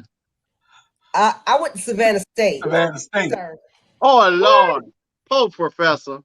Oh, God. Higher learning, sir. Pro professor. That professor, Lord. Hey, well, they love me at Savannah State. I know all the junk that really annoying. If you got somebody that you can send, didn't have to do too much teaching. They meet every Sunday at 4:00 at the Solomon Temple Church on Augusta Avenue. Go by, stop by, look at it on their Facebook page and their website, the Weeping Time Coalition. We need to support it as much as we can. We got Pastor Larry Gordon and we got Pastor Leonard Small. They're doing as much as they can to make this thing stay alive. You got the Salvation Army head guy, Major Egan or whatever his name is. He's starting to go to neighborhood association meetings. Ain't never been the one before in his life. They got in there leading the prayer last night. When they really come to fool us, they trick us, and they got us helping to trick us. That's correct. The trickery. You know, Bradley Plywood, you know that name, Bradley Plywood, Mr. Brad. That was my first job at Bradley Plywood. I stayed there behind Francis Bartow. Well, yeah, right there in Francis Bartow. I stayed there for 2 years. Everybody that worked there was like way older than me. They was very old folks, you know, like they say slave mentality that y'all say. They worked there, and at the end of the day, most of the people worked there stayed there for about 20 years, 25 years, 30 years. You get sucked in there, and I got out of there. And Mr. Bradley, I remember Mr. Bradley told me when I went in, I called him Mr. Bradley back then. Mr. Bradley, I can call him something else now, but he said, I'm leaving. I said, and this happened. I said, I'm leaving, I'm going. I'm moving on. I'm going to the I said I'm going and I got another job. I'm moving on to the bank. You know what he told me? He said, you can go ahead, but you'll be back. Ooh. He said, you can go ahead. It's certain things that'll motivate your ass. And when I seen him maybe about 10 years after that, and I told him, I said, I'm the one that didn't come back. He said, you sure didn't. I said, bye. Wow. Yep. That's back then. That's how it was. You get there and you stay there for 30 years and you there's no way out. But hey, is he out of business now? I don't. If he alive now. No. I said the business still exists. He's still a man. No, I don't know. Y'all tell me. Y'all tell me. Just to put the man on out there, Adams. Damn. And they still own that land, and that land is on Weeping Time property also. Yeah, right. Right. And that land need to be regentified by us. Anyway. Okay, we on something I know that we fit to have a great discussion on. I skipped the subject. We'll get to that later. I was going to talk about qualifying time and poll work, but we'll get to that another time. There's some things that's happening out here that I'll get with you all on later, and we'll talk about those things later. But for right now, the old days versus today's youth. The old day youth versus we the old day. Now we're talking about the new day.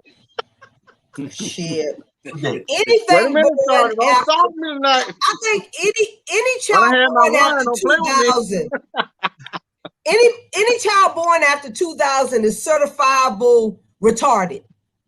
I said it. A better word like mentally challenged. We're gonna rephrase. Mentally challenged. Reclaiming my time. Well, any child born after the year 2000, after the year 1999 is certifiable mentally challenged. Okay.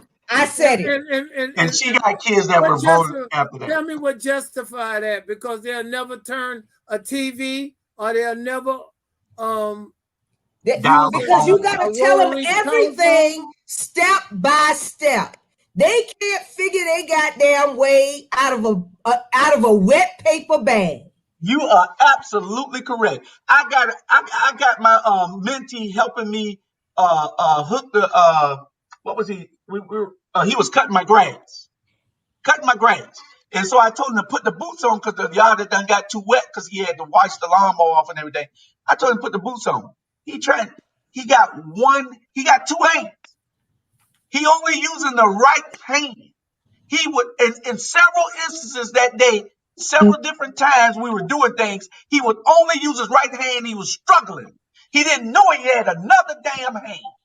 Well, yeah. Boy, you got another hand. Leave it alone. Leave it alone. Yeah. They're used to doing this all day with this hand. Yeah. They don't even realize this hand is usable.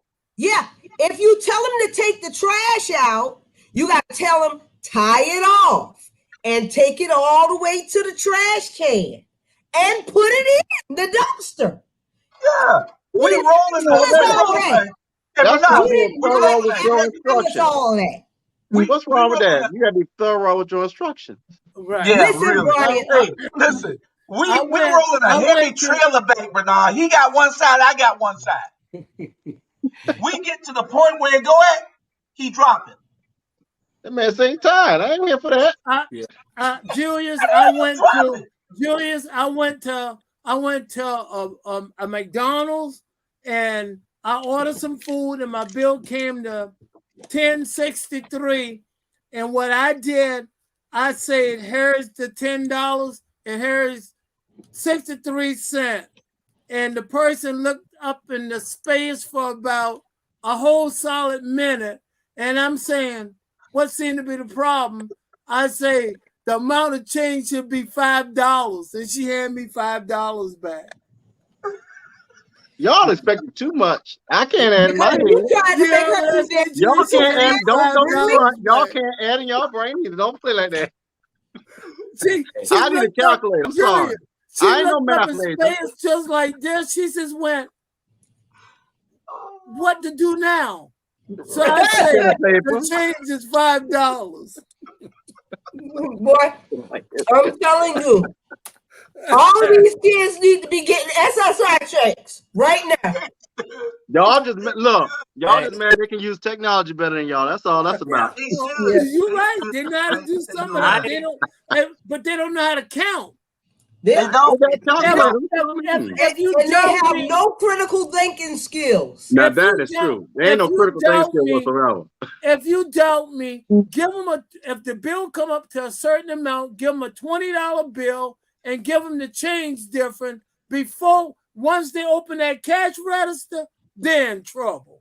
And they'll be there the whole 8 hours trying to figure out the damn change. That's correct. But Sean, they you can said do it something right here all critical. day. They can do Sean, it right you here all said day. Critical. One thing when I'm hiring people, or I'm dealing with people, or putting together a team, I am so big on critical and analytical skills. If you don't have any analytical thinking skills, I just can't. I cannot. You got to be able to think yourself outside of a box, and if you can't do that, then Okay, here go one. I'm gonna give you a question. If I'm working for you and you turn to Charlie Brown and you say there's a snake in the room, I'm gonna show you how I think. Guess what I will do? I'm on. Run. Run. Hey, That's critical thinking. Run. That way. All right. I have to go and say I cannot participate with y'all in this conversation either. I don't know about my people. I can't participate with y'all in this. I ain't saying that. I understand what you're saying. That's critical thinking. You but can't get upset at me because I'm not going to tussle with that snake. Watch it, Charlie Brown. Teray, I bet you this. How many times has a parent called you because you gave their child a bad grade or you were mean to them? You ain't got no parent calls yet. No, I haven't. Now you know, come on, man. He lied. Y'all, they will call. Look at his face. I mean, these are college age kids that will have their mom and daddy call, and I'm just like, you calling me because what? Okay. Click. But you know what? What is the crate challenge? I see Sheriff Grant said. My daughter was doing that the other night. I don't know. Man, you get the milk crates and you stack them up, and you gotta go up and then come down. And so a lot of people, when they going up, they get to the top of it, they are falling down. They can't make it. So yeah, the crate challenge. Yeah, the milk crates, you stack them up. I forgot. I think it's like Julius, I want to say it's like in the hood Olympics. That's what it is. Okay. Olympics. Well, everyone is doing it, so it's not just the black people. Everybody. You know, what the biggest problem is? Do some other type of challenges. It's a broken arm waiting to happen. A lot of them make it up, but when they get to the top, it's coming down where the problem is at. Man, I saw a lady literally, she broke her arm doing that job. I was like, man, no. The producer just showed it to me. This is a guy on a bicycle on the crate. All the way up there on milk crates. Wow. I'm good on that. Remember they had the fire challenge where they were setting themselves on fire? Mm-hmm. What is wrong with these children? Something is wrong. I'm telling you. Water. No, it's not the water. It's people did things in the 50s the drugs that y'all were taking. Squeeze into a payphone booth. When they try to squeeze 50, 60 people into a payphone booth. They did crazy things way back when. I want to ask this question to y'all. Remember back in the day when we had to fight, this is what you used. It wasn't no shooting, nothing. You used these fists and you settled that beef right then, and then y'all were friends the next day. These kids these days are just shooting each other. They don't care. The bullets don't have no names on them. They just shooting. It's not just the kids, it's the adults. And you know, it's adults also. Everybody is all of us. I'll be Well, not honest doing. with you. Ain't all of us doing the shooting like they are. They're doing some crazy shooting. We Well, ain't I'll be fighting no more. honest with you. When I Well, yeah, remember they you're used to right. use these You right are right here. about that. We not fighting no more with our hands these days. Everybody's getting a gun. You are right You know about Julius, why? that. You know why? I remember not using these. All I remember them boys was doing this to me. Woo, woo, woo, woo. All that was swole up when I got home. You know why? It's because the people come in our neighborhood and they don't want to mess their nails up. And they don't want to, you know, that's what it is. You got the guys getting nails done. You got the women getting nails done. They don't have time to be messing their nails up. So shit, they start. Period. You got And 7 minutes left, Julius. and guess Yeah, what? we And if got 15 Bernard minutes Brown left. had done this today, we would have shot Bernard Brown over there on the west side, right there. We would have shot Bernard Brown. One of us would have been packing from Jenkins. We would have shot Bernard Brown. We would let y'all know on the west side, Augusta Avenue, Bay Street, all that in Garden City. We would let y'all know. Y'all don't mess with us like that. Hey, I guarantee you, if y'all would have shot me then, y'all ass wouldn't even was making out that gate. Ain't that right, you wouldn't even made it out that gate. Hey, Coach Brown. Somebody told me I ran into somebody named Joe Green or John Green or something. Said they used to run over you every time in football on the field back in the day. You Yes. Several people, they thought I was a part of the grass. Julius, you got about 7 minutes left. That's so sad. We got 14 minutes left. It's 1:46 right now. Okay, I was going by the clock. 8:55. All right. Oh yeah, it's 1:46 up in the right-hand corner. I'm looking at it. Okay. I can't go over 2 hours. Period. You told me that, right? Back in the day, I mean, what are some of the root causes? Judge Leroy Burke was giving a speech at the Hunger Club, and he said the worst thing that ever happened to the black community was air conditioning. What? Air conditioning. Yeah, he made valid point.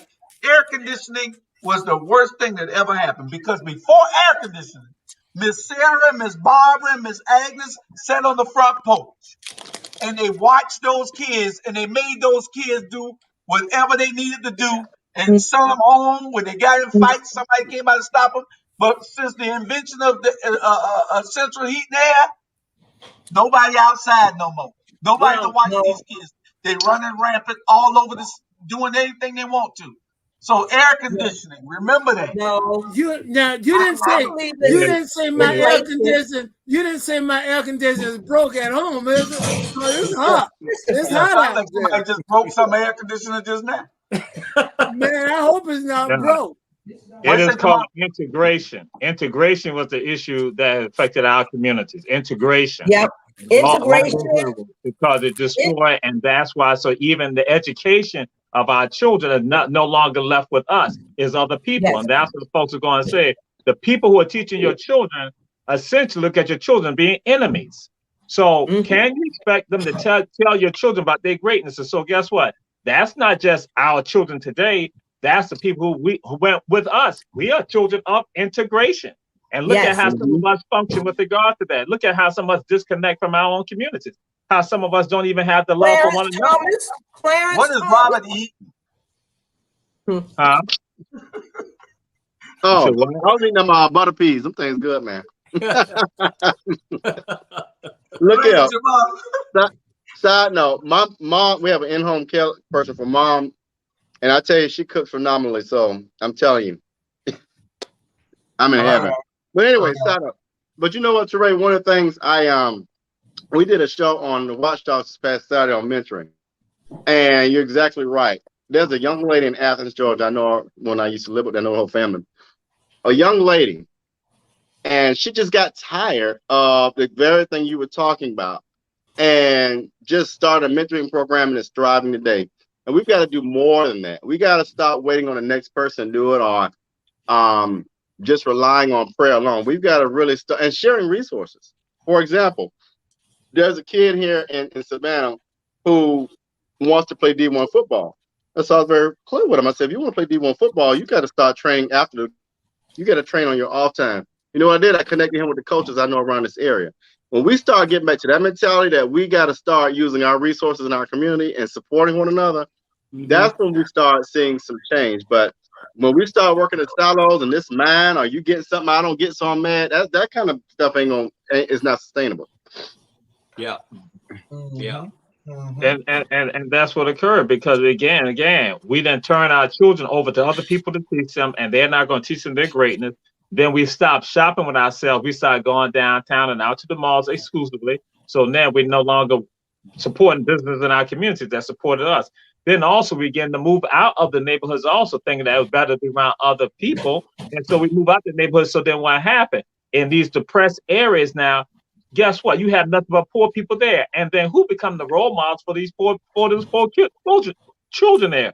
It becomes the element that is now the ones who lack understanding, the ones who engage in criminal activity. So that becomes the standard bearers for us. And so one thing, tell you a funny thing that they talk about, like in New York, they talk about how in neighborhoods in New York that you had athletes that lived in the neighborhoods, but then you also had shop owners, business owners in the neighborhood. The same thing happened in Savannah, in Cala Brownsville. You got doctors, lawyers, professors, you got teachers, you got ministers, you got working class people, you got longshoremen, all in the neighborhood, and poor people all together.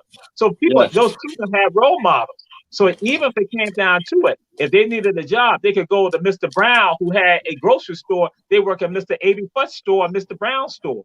And then they go and see Ms. Sergeant McKeithen, who's the professor for them, and they see him right there. And so again, Julie, just like you said, now what, when Judge Burke is saying what he's saying, that again, he lost that element just in the air conditioning. It's deeper than that. So now what happened? You had the people that were in the neighborhoods, and so they have role models. So even if your father or mother may have been manual laborers, or they may have been impoverished, you still have people in the neighborhood who are stellar people that you can strive to be like, and you saw that. But now what happened when everybody's out to communities now, who do they have to look at? They have to look at other oppressed people. And so then you now got a mindset. You got people telling them that you got to jack somebody, you got to get that lick and other things like that. So that becomes the mindset. Or then if somebody snitch, then you give them some stitches. So all that comes into play. And guess none of us are addressing these people about them. When I say the people, I'm talking about the so-called leadership that's not even articulating that. That's why I say Judge Burke said something like that. Somebody should, Judge Burke, it's deeper than that. Don't you go on talk about no air conditioning. He didn't say that.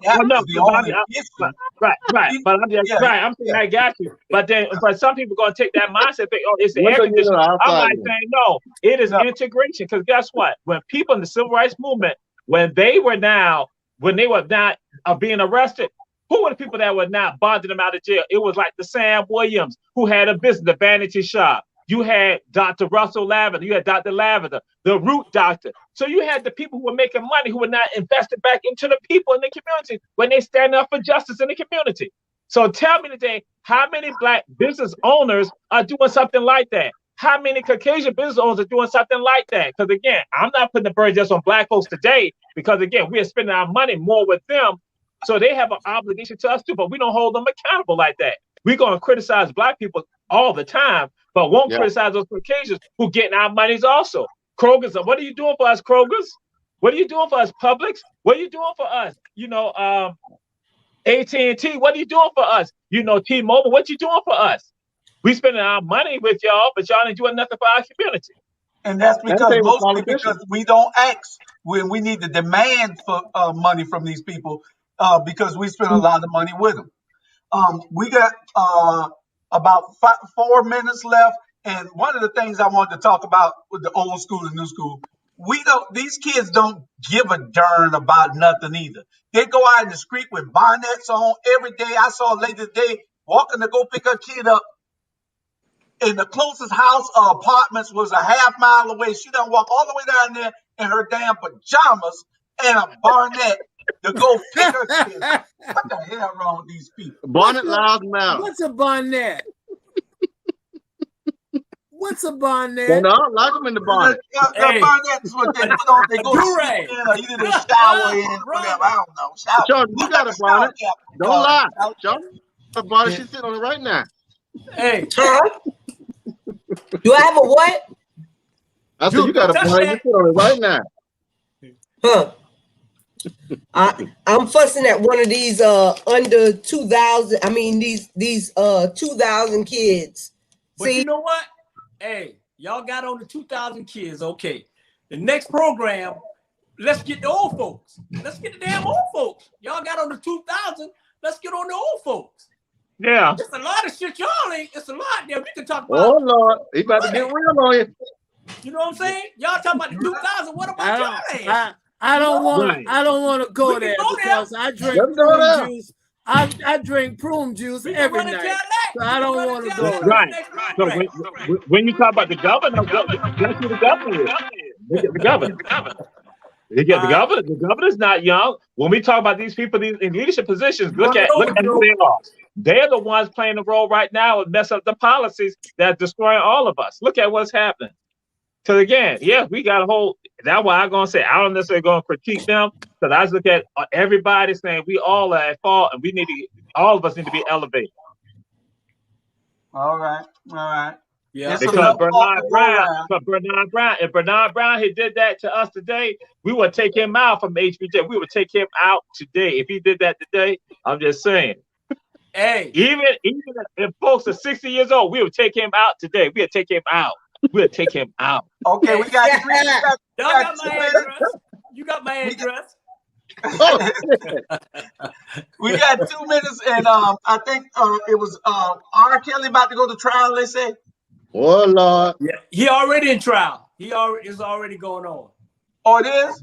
Yeah, in New York. All right. I think what they got 5 women, 7 men, or something like that. Y'all so dirty. Man, that's a whole new. We gonna wait. We just want, we're gonna pray for it. We're gonna pray for got it all in. We're gonna pray for it. You see the way of his air. He need the prayer, the holy water. And Dylan Roof can be sentenced to the death penalty, they say. Because they don't want to. No, they say he can. Oh, okay. Yeah, the appeal court. Then you can get on with the goddamn get on. That's right. He premeditatedly went in there and killed 9 people in a church. He needs the death penalty. Put him in general population. Case closed. Now it is a couple of, I'm and I like to keep it real.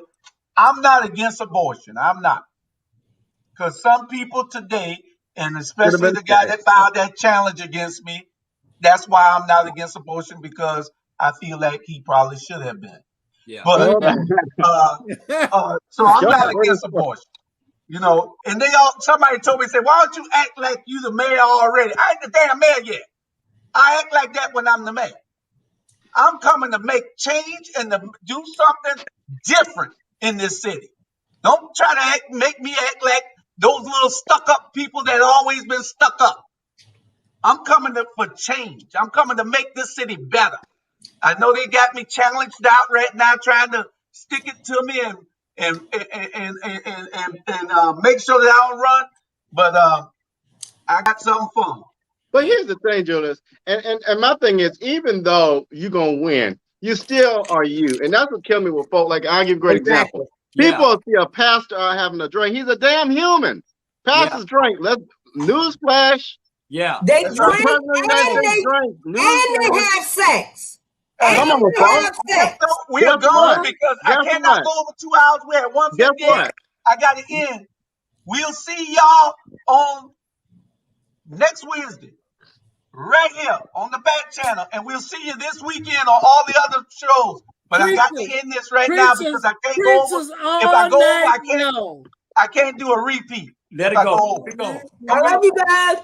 Love y'all too. Preachers all night long. Preachers all night long. Preachers all night long.